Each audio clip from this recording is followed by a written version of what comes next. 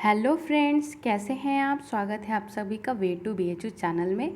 आज हम लोग देखेंगे UGC नेट पेपर 2019 का, और इसमें हम लोग पार्ट सेकेंड वाला एजुकेशन सब्जेक्ट का देखेंगे। तो देर न करते हुए शुरू करते हैं वीडियो। ये एग्ज़ाम जो था वो 2:30 से 5:30 बजे तक और 3/12/2019 को हुआ था। हम लोग सब्जेक्ट एजुकेशन देखने जा रहे हैं। प्रश्न संख्या पहला, भारत में सेवाकालीन अध्यापक शिक्षा कार्यक्रम के आयोजन में निम्नलिखित में कौन सबसे महत्वपूर्ण है। पहला, सेवाकालीन शिक्षण अधिगम प्रणाली को अध्यापक तैयारी के एक अभिन्न अंग के रूप में विकसित करना। बी, मानव संसाधन पर ध्यान केंद्रित करना। सी, वित्तीय बजट और आधारभूत संरचना को बढ़ावा देना। डी, सेवाकालीन अध्यापक शिक्षा कार्यक्रम की अवधि को बढ़ाना। ई, अध्यापकों की प्रतिबद्धता और विश्वास के स्तर के निर्माण पर बल देना। तो इसका जो सही ऑप्शन माना गया है वो तीसरा माना गया है, जिसमें कि ए, बी और ई सही है। सेवाकालीन अध्यापक में अधिगम प्रणाली को बढ़ावा देने के लिए अध्यापक तैयारी का एक विभिन्न अंग के रूप में विकसित किया गया है। मानव संसाधन विकास पर ध्यान केंद्रित किया गया है। और इसके अलावा ई, अध्यापकों की प्रतिबद्धता एवं विकास के लिए विश्वास के स्तर पर निर्माण पर बल देना। तो यहाँ पे ऑप्शन तीसरा इसका सही है, ए, बी और ई। अगले प्रश्न पे चलते हैं हम लोग कि नीचे दो कथन दिए गए हैं। पहला कथन अभिकथन ए के रूप में अंकित है, दूसरा कारण आर के रूप में अंकित है। अभिकथन ए, प्रभावी नेता लोगों को प्रेरित करता है। तर्क उसका आर, लोग अपना बेहतरीन देने के लिए स्व से प्रेरित हो सकते हैं। तो इसका पहला ऑप्शन है कि ए और आर दोनों सही है। आर ए का सही स्पष्टीकरण है। बी, ए और आर दोनों सही है और आर ए का स्पष्टीकरण नहीं है। तीसरा, ए सही है और किंतु आर गलत है। चौथा, ए सही है परंतु आर सही है। तो इसलिए इसके आंसर जो माना है, इन्होंने पहला माना है कि ए इसका सही, ए और आर आर्गुमेंट और रीजन दोनों सही है और दोनों में सही स्पष्टीकरण है कि प्रभावी नेता लोगों को प्रेरित करता है, लोग अपना बेहतरीन देने के लिए स्व से प्रेरित हो सकते हैं। ये दोनों बात सत्य है। इसका पहला ऑप्शन भी UGC ने सही माना है। क्वेश्चन नंबर तीसरा, Which of the following research design is the most appropriate for dissecting lived experiential relatives? तो इसमें ऑप्शन जो इसका सही माना है, इसने तीसरा माना है कि ये ग्राउंडेड थ्योरी है। ग्राउंडेड थ्योरी में क्या होता है कि इसमें कोई भी सिद्धांत उनके एक्सपीरियंस से संबंधित होता है, वास्तविक अनुभवों से संबंधित होता है। तो इसका ऑप्शन तीसरा माना गया है, ग्राउंडेड थ्योरी। और अगला है कि निम्नलिखित में से कौन सा अधिगम परिणाम के मूल्यांकन अनुच्छेद में निम्न स्तरीय श्रेणी से संबंधित है। तो इसका ऑप्शन है पृथक रूप से तथ्यों तथा जानकारी का विश्लेषण करने की योग्यता। दूसरा, विभिन्न तथ्यों का एक साथ निर्माण तथा संश्लेषण करने की योग्यता। तीसरा, आवश्यकता पड़ने पर तथ्यों तथा जानकारी को पुनः प्रस्तुत कर पाने संबंधी निपुणता। चौथा, मानकों का प्रयोग करने तथा निर्णयों पर पहुंच पाने की योग्यता। तो इसका आंसर इन्होंने माना है पहला कि पृथक रूप से तथ्यों तथा जानकारी को विश्लेषण करने की योग्यता। ये मूल्यांकन अनुच्छेद के निम्न स्तरीय श्रेणी से संबंधित है। अगला है कि ये पांचवा, प्रक्रिया सुधार के सतत चक्र की दृष्टि से निम्नलिखित में से कौन सा क्रम सही है। यहाँ पे ये जो क्वेश्चन था ये ब्लूम टैक्सोनॉमी से संबंधित है। हम लोग जानते हैं कि ज्ञान प्रयोग और फिर ये तीसरा, ये ब्लूम के टैक्सोनॉमी से क्वेश्चन था, लिया गया। अगला है क्वेश्चन नंबर 5वां, प्रक्रिया सुधार के सतत चक्र की दृष्टि से निम्नलिखित में से कौन सा क्रम सही है? तो इसमें से पहला है कार्य करना, जांच कार्रवाई योजना। दूसरा है जांच करना, कार्य करना, कार्रवाई और योजना, जिसमें से सही माना गया है योजना, प्लानिंग करना, एक्शन करना, फिर उसकी जांच करना, फिर उसके संबंध में कार्रवाई करना। तो इसका सही जो आंसर है वो तीसरा माना गया है। अगला क्वेश्चन है, which of the following action words when emphasized in teacher education will form part of reflective teaching style? तो इसका जो आंसर माना गया है वो दूसरा माना गया है कि इसमें सी और डी दोनों हैं। सी इंगेज, एक्सप्लोर और इवैल्यूएशन, और इसके अलावा प्रेज, इनकरेज और इन्फ्लुएंस, ये जो है वो टीचर एजुकेशन पे ये इससे संबंधित है। अगला क्वेश्चन है,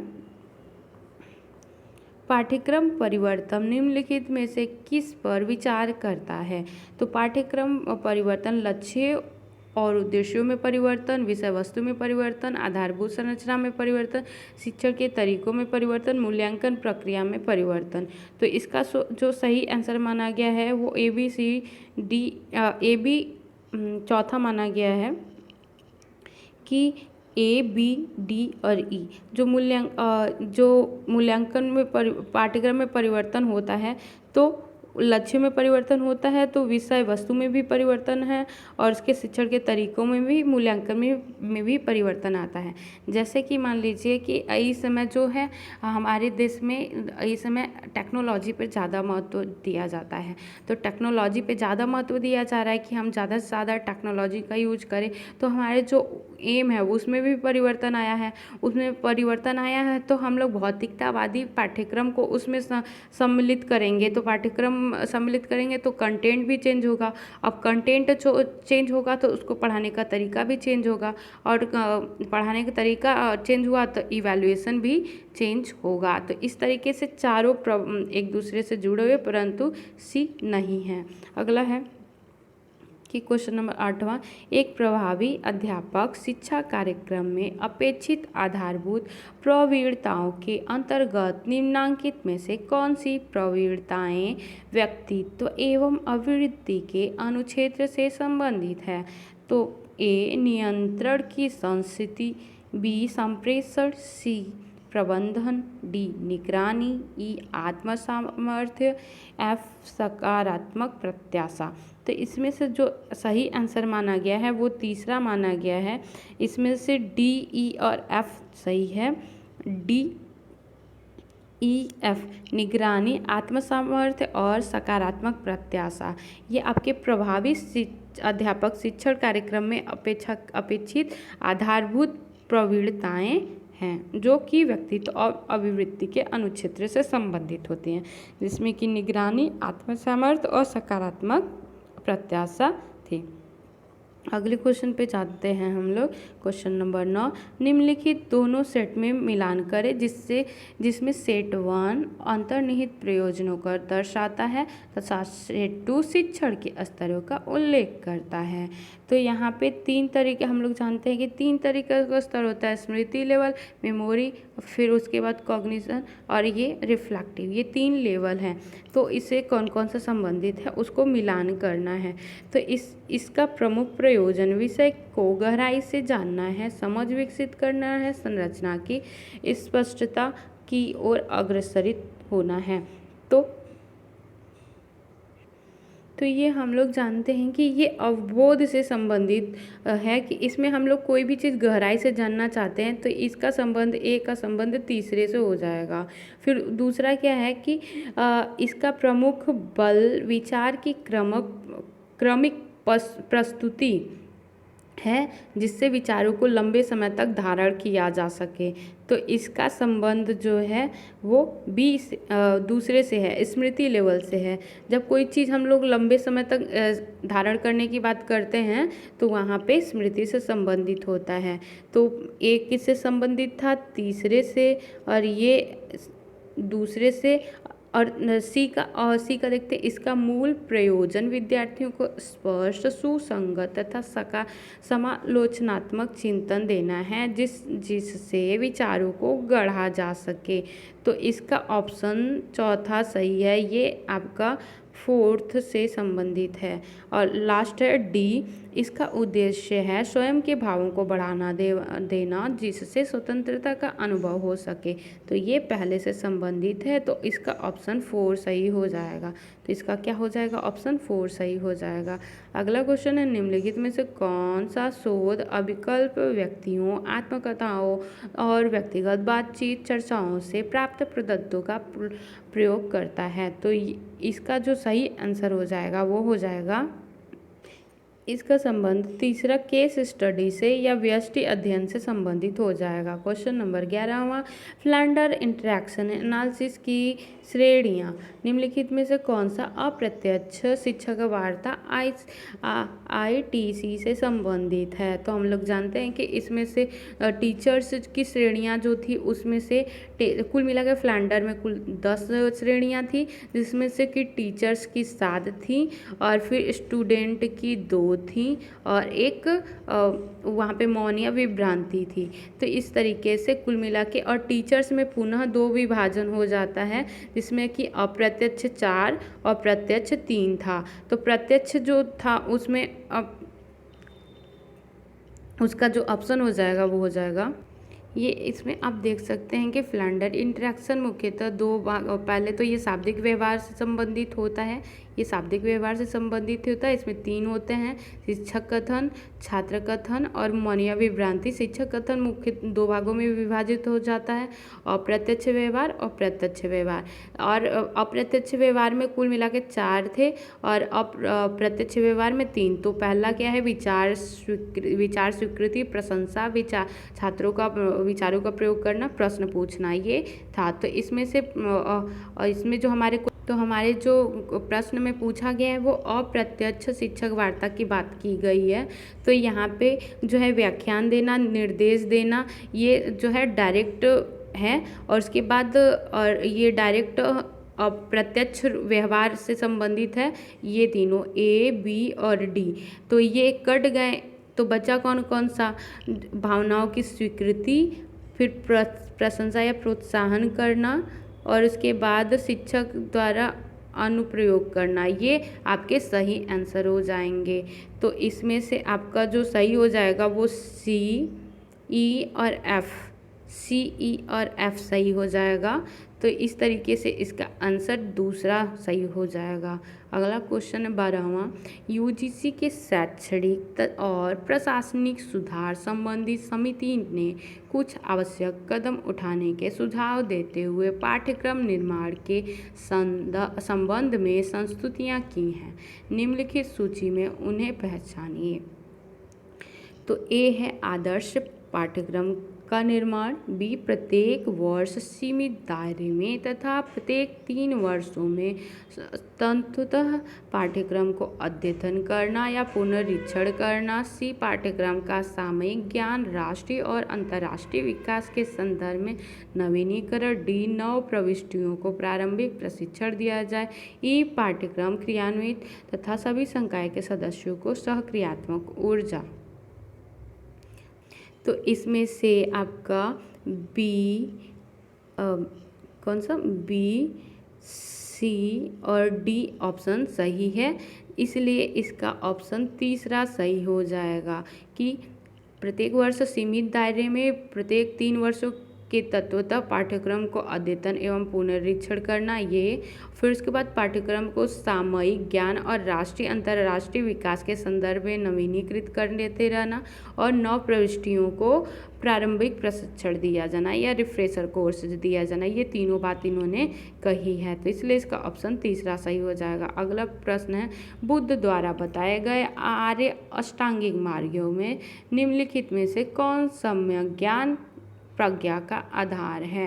तो इसमें सम्यक व्याक, सम्यक कर्मांत पहला, दूसरा सम्यक कर्मांत, सम्यक आजीविका दूसरा, तीसरा सम्यक स्मृति, सम्यक समाधि, चौथा सम्यक दृष्टि एवं सम्यक संकल्प। तो इसमें से सम्यक दृष्टि और सम्यक संकल्प, इसका सम्यक ज्ञान से संबंधित है। किससे संबंधित है? सम्यक ज्ञान से संबंधित। चौथा ऑप्शन सही है। अगला प्रश्न है क्वेश्चन नंबर 14 कि दिए गए मॉरिसन के शिक्षण मॉडल के 5 सोपानों का सेट सेकेंड में उनके विवरणों के साथ सुनिश्चित कीजिए।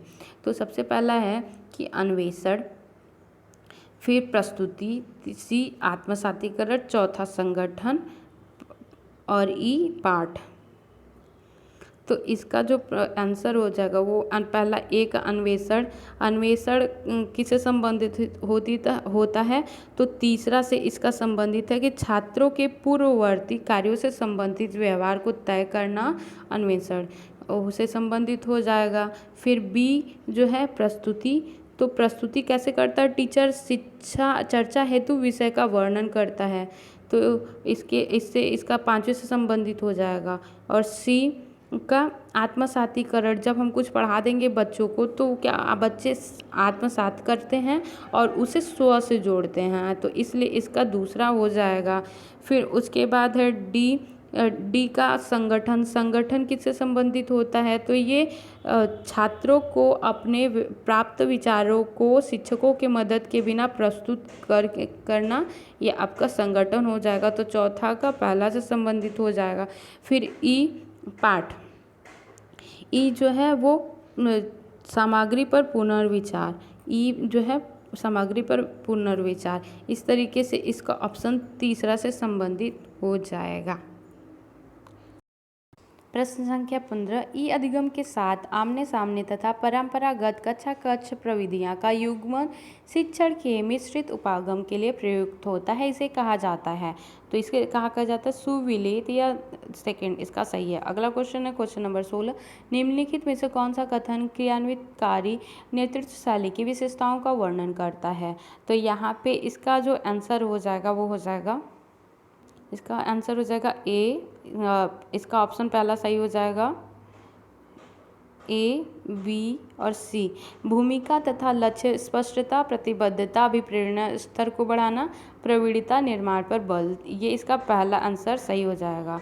अगला प्रश्न है क्वेश्चन नंबर 17वां, निम्नलिखित में से कौन सा प्रकथन फेयोल द्वारा प्रतिपादित नियंत्रण का विस्तार संबंधी प्रबंधन सिद्धांत की व्याख्या करता है? तो इसमें कोई व्यक्ति अपने अधीन 4 से 6 लोगों को प्रभावी ढंग से कार्य करा सकता है, ये इसके नियंत्रण का विस्तार संबंधी प्रबंधन की व्याख्या करता है।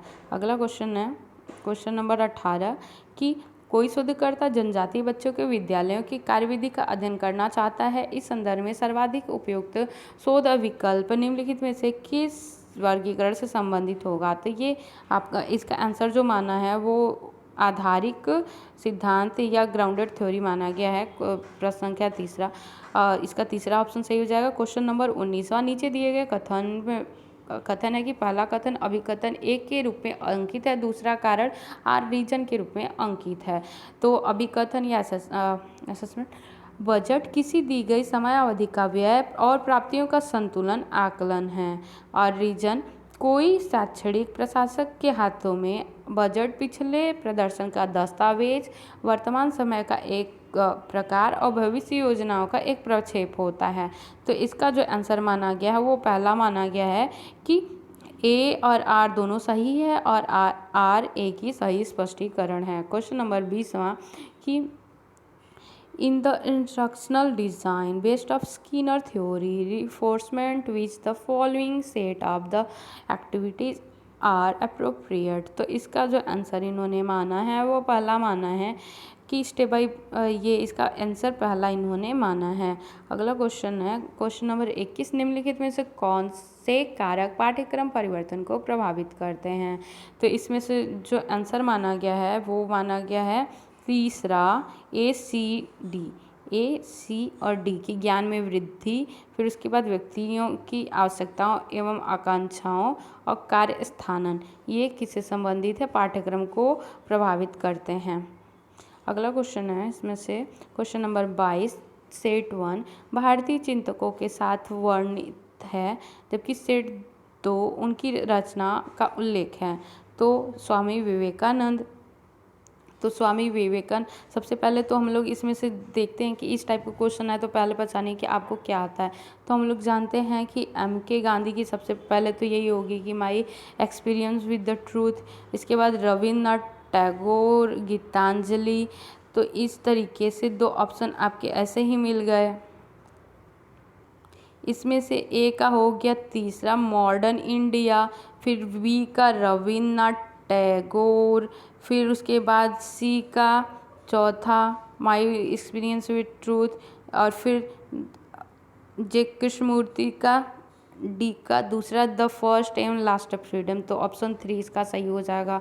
अगला क्वेश्चन जो है, in which of the following is the main purpose of research is the formulate generalization leading the theory building। तो इसका जो आंसर है वो माना गया है आंसर तीसरा, symbolic interaction with emphasis on social interaction। Option इसका तीसरा सही हो जाएगा। अगला क्वेश्चन है 24, which of the following has the high potential for empirical validation in using educational technology. तो इसका आंसर 4th माना गया है, प्रोग्राम इंस्ट्रक्शन मटेरियल में इसका प्रयोग किया जाता है। अगला क्वेश्चन है 25, रॉबर्ट ज्ञानी के अनुसार कौन सा अधिगम प्रकार के संप्रत्यय संकल्पना अधिगम में पहले आता है।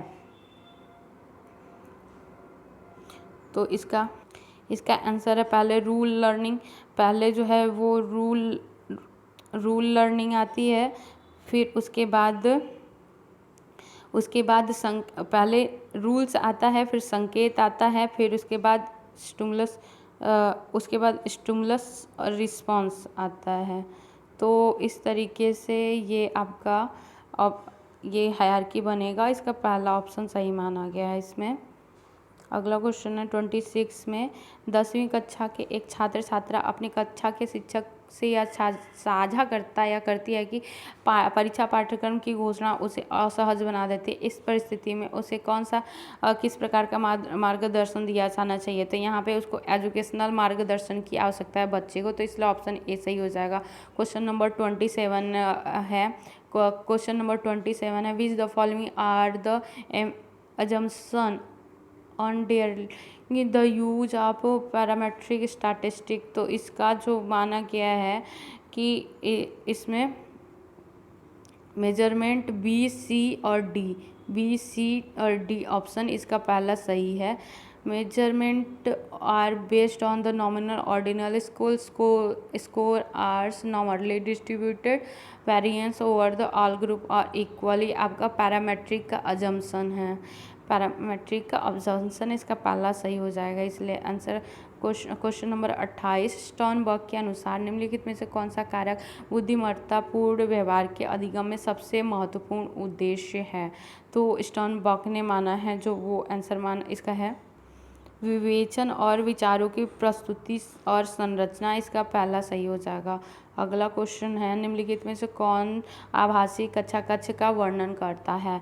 तो आभासी कक्षा कक्ष का जो वर्णन करता है वो वेबिनार के माध्यम से प्राप्त ऑनलाइन अधिगम परिवेश आपका आभासी कक्षा कक्ष का वर्णन करता है।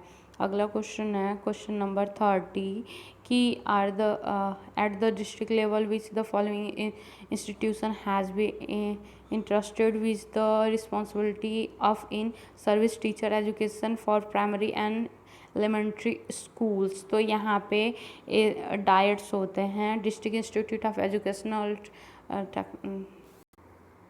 क्वेश्चन नंबर 31, नीचे दिए गए 2 सेट में से सेट 1 प्रकृति के सर्ग का वर्णन करता है, जबकि सेट 2 सांख्य दर्शन के संदर्भ में उसकी प्रकृति तथा प्रकार को इंगित करता है। दोनों सेट का मिलान करें। तो इसमें से पहला जो है वो है महत, दूसरा अहम, तीसरा मन और चौथी तन्मात्राएं। तो इसमें से पहला संबंधित है किसी से, दूसरे से। यह प्रकृति में समष्टि है तथा ज्ञान के मनोवैज्ञानिक पक्ष का प्रकार्य करती है। तो इसका ऑप्शन दूसरा हो जाएगा। फिर उसके बाद है कि अहम का संबंध तीसरे से है। यह व्यक्तिकरण का सिद्धांत है तथा इसका कार्य स्वभाव का सृजन करना है। उसके बाद सी मन का संबंध चौथे से है। यह एक सूक्ष्म और एवं केंद्रीय इंद्रिय है जो इंद्रियानुभवी प्रदत्तों को नियत प्रत्यक्षीकरण के रूप में संश्लेषित करता है। और डी, न तो पंच महाभूत के गुण है, न ही विभेदक है, न इसके प्रकार है। तो इसका डी ये ऑप्शन, तो इसलिए इसका ऑप्शन सी तीसरा सही हो जाएगा। अगला प्रश्न है, नीचे दिए गए दोनों सेट में से सेट 1 चिंतन के पाश्चात्य दर्शन का वर्णन है, जबकि सेट 2 शिक्षक की भूमिका में उसकी विचार दृष्टि है। तो दोनों सेट में मिलान करें। तो आदर्शवाद का संबंध अनुकरणीय व्यक्ति से होता है, मतलब टीचर जो है उसका बच्चे अनुकरण करने वाले होने चाहिए, तो इसलिए इसका तीसरा सही हो जाएगा। उसके बाद है कि यथार्थवाद में उसका संबंध समस्या का संबंध जो होता है वो समस्या की स्थिति में परामर्शदाता के रूप में होता है, तो इसका दूसरा सही हो जाएगा। इसके बाद इसमें से पहला जो था कि पहले का संबंध तीसरे से होगा, फिर दूसरे का यथार्थवाद का संबंध ज्ञान संचरण से होगा। प्रयोजनवाद का संदर्भ जो है, प्रयोजनवाद में वो परामर्श की भूमिका निभाता है, इसलिए इसका दूसरा सही हो जाएगा। फिर अस्तित्ववाद का संबंध आत्मानुभूति और व्यक्तिगत रूप से सहायता, तो इसलिए इसका ऑप्शन दूसरा सही हो जाएगा। अगला जो प्रश्न है वो है 33वां। The combination of different approaches to validate information strategies and result in the research study in technology known as, तो इसको जाना जाता है क्रॉस वैलिडेशन के रूप में, तो इसका ऑप्शन 4 सही हो जाएगा। अगला क्वेश्चन है 34। नीचे दो कथन दिए गए हैं। पहला कथन अभिकथन असेसमेंट के रूप में अंकित है और दूसरा आर रीजन के रूप में अंकित है। तो अभिकथन, विभिन्न स्तरों पर सभी अध्यापक शिक्षा कार्यक्रमों को एक साथ लाने के लिए सजग प्रयास किए जा रहे हैं जो स्तर विशेष और कार्यक्रम विशेष ज्ञान के आधार के विभिन्न प्रकारों का संकेतक है। रीजन या तर्क, NCTE national council of teacher education ने सांविधिक स्थिति प्राप्त कर ली है, अध्यापक शिक्षा पर एक वैचारिक दस्तावेज निकाला है। तो इसका ऑप्शन, एक शिक्षक के रूप में आप अपने कक्षा कक्ष में अल्पबधिर छात्र छात्राओं की पहचान कैसे करेंगे? तो इसका पहचान आप करेंगे कि सबसे पहले तो वो जब आप अधिगमकर्ता से बात करते हैं तो वो अपने कान के पास हाथ रखता है, ये बात सही है। और उसके बाद कि वो बेहतर आपको सुनने के लिए आपकी ओर झुकता है, ये भी सही है। फिर उसके बाद है, जब तक अधिगमकर्ता को कोई बताता नहीं, वह आपकी बात पर कोई प्रतिक्रिया नहीं करता, तो ये भी सही है। तो इसके बाद आँखों से मसलता है, तो ये आँख दृष्टि दोष हो जाएगा, तो इसलिए यहाँ पे ये सी नहीं है जबकि 3 है, तो इसलिए इसका ऑप्शन पहला सही हो जाएगा। अब अगला प्रश्न है कि जैन दर्शन के अनुसार सम्यक प्रज्ञा, सम्यक शील, सम्यक समाधि के धारण आचरण में नवीन कार्यक्रम पदार्थ का आगम अवरुद्ध हो जाता है, तो वो क्या कहलाता है? तो वो निर्जर कहलाता है। क्या कहलाता है? निर्जर कहलाता है। इसके बाद है क्वेश्चन नंबर 37 कि किसी शोध अध्ययन में जहां ऐसा प्रतिवर्ती चर जो प्रत्यक्ष रूप से गोचर न हो परंतु जिसका प्रभाव आश्रित परिवर्ती चर पे उपलक्षित होता है, तो उसे कहा जाता है। तो उसे कहा जाता है क्या? मध्यवर्ती चर, या जो बीच में आ जाते हैं और इफेक्ट करते हैं, तो इसे मध्यवर्ती चर कहते हैं। Question number 38। पोर्टफोलियो आकलन में निम्नलिखित में से किसे प्राथमिकता दी जाएगी? तो पोर्टफोलियो आकलन में जो है वो निष्पादित किए जाने वाले क्रियाकलापों की विशिष्ट प्रकृति पर प्राथमिकता दी जाएगी, तो इसलिए इसका पहला सही हो जाएगा। अगला क्वेश्चन है 39। कोई शिक्षक ऐसे कुछ विद्यार्थियों के लिए सुधारात्मक कक्षाएं कराना चाहती है सो संतोषजनक रूप से अधिगम नहीं कर पा रहे हैं, अपनी सुधारात्मक कक्षाओं के लिए छात्र छात्राओं के चयन हेतु किस प्रकार का मूल्यांकन करेगा। तो इसका जो होता है वो नैदानिक मूल्यांकन किया जाता है, डायग्नोस किया जाता है कि प्रॉब्लम कहाँ पे हो रही है।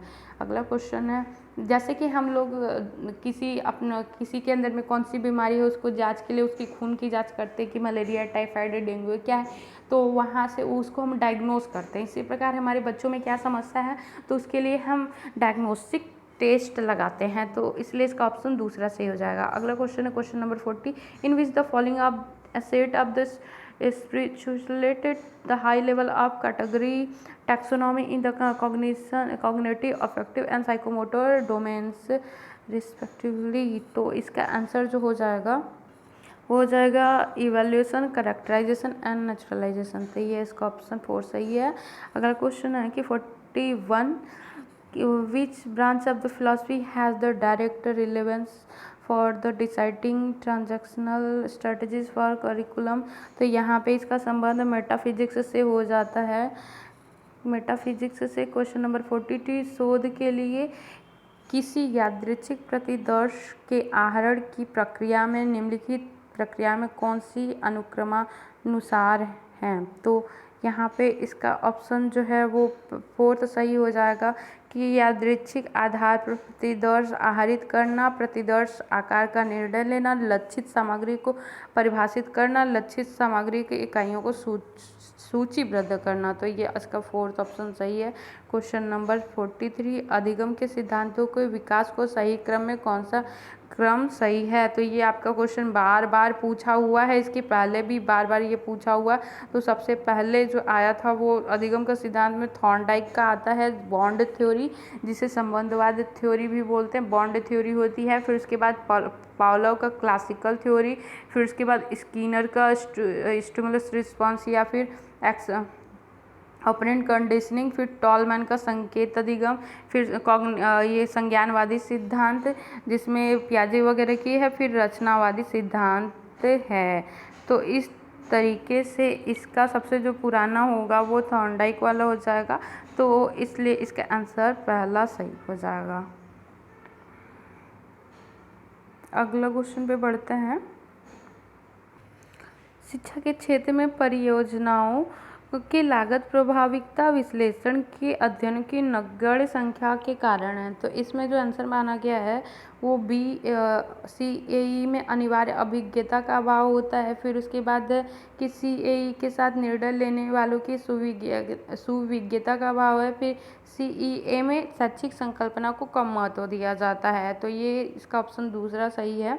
अगला क्वेश्चन पे बढ़ते हैं हम लोग कि नीचे 2 कथन दिए गए हैं। पहला कथन A के रूप में अंकित है, दूसरा R के रूप में अंकित है। अभिकथन A, आप लोगों को अत्यधिक लगाव, मनोग्रस्ति और बाध्यकारिताओं के साथ देख सकते हैं जो अपने स्वास्थ्य, परिवार और से पहले काम को रखते हैं, परंतु यह सामान्य नहीं है। काम आखिरकार काम ही होता है। तर्क B, एक प्रबंधक के रूप में सफलता कुंजी प्रभावी रूप से हस्तक्षेप करना, सही समय पर सही काम करना।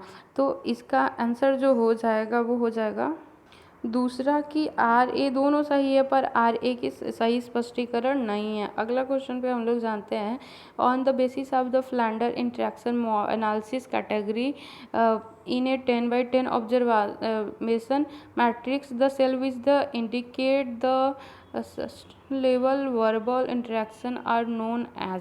तो इसे स्टडी स्टेट रेशियो, ये 4th इसका ऑप्शन सही हो जाएगा।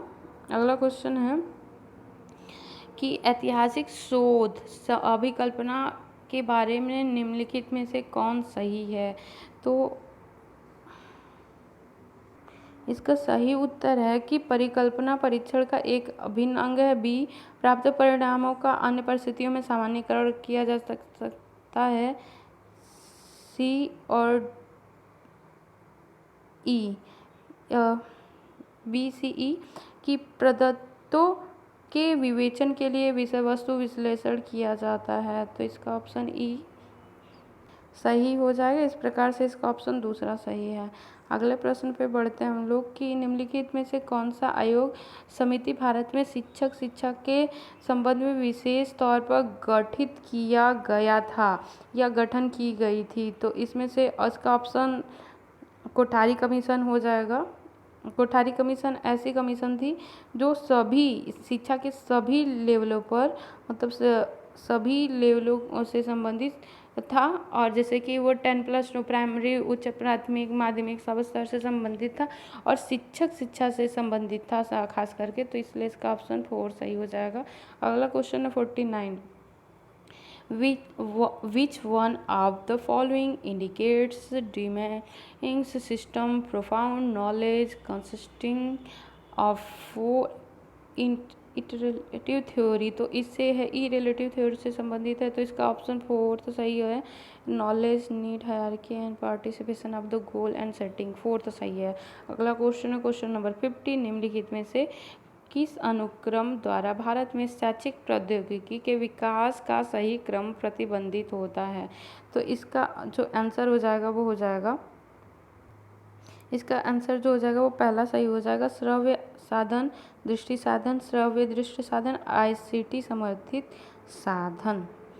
ये इस प्रकार से बढ़ते जब हमारी विकास हुआ था शैक्षिक प्रौद्योगिकी का, तो इस प्रकार से पहले रेडियो वगैरह का यूज किया जाता था, फिर उसके बाद साथ में कुछ फ्लैन एंड बोर्ड वगैरह ये सब, फिर उसको टीवी को भी यूज किया जाने लगा। अभी आप ICT projector OSP all things use किए जा रहे हैं। तो इस तरीके से ये विकास हुआ का क्रम है, तो ऑप्शन इसका ए सही हो जाएगा। अगला क्वेश्चन है the standards are performance for the defined domain is term as. तो ये जो है वो अचीवमेंट के रूप में इसको परिभाषित किया जाता है, तो ऑप्शन इसका 4 सही हो जाएगा। Question number 52। एक शिक्षक प्रशिक्षक छात्र छात्राओं के कक्षागत व्यवहार के लिए निम्नलिखित रूप में तत्काल टिप्पणियां करता है। नहीं, बल्कि आपको इससे इस रूप में करना चाहिए था। तो ये यहाँ पे सकारात्मक प्रतिपुष्टि दे रहा है, तो इस तरीके से इसका ऑप्शन 3 सही हो जाएगा। अगला क्वेश्चन नंबर 53। कोई शोधकर्ता शैक्षिक संस्थान में राजनीतिक रूप से सक्रिय छात्र नेताओं पर अध्ययन करना चाहता है। हितैषी प्रतिदर्श की कौन सी प्रविधि सर्वाधिक प्रयुक्त होगी। तो यहाँ पे रैंडम सामान्य यादृच्छिक प्रतिदर्श उपयुक्त होगा, ऑप्शन पहला सही हो जाएगा। Question number 54। Which of the following is the correct order of measurement scale of increasing order of accuracy precision और नंबर ऑफ ऑपरेशंस यूज्ड। तो इसका 4th सही हो जाएगा, nominal, ordinal, interval and ratio. अगला क्वेश्चन है 55, जिसका इन्होंने आंसर ही नहीं दिया। तो आज के लिए बस इतना ही, मिलते हैं नेक्स्ट वीडियो में। अगले जो क्वेश्चन है 100 तक के हम अगले पार्ट में सॉल्व करेंगे। तो नमस्ते।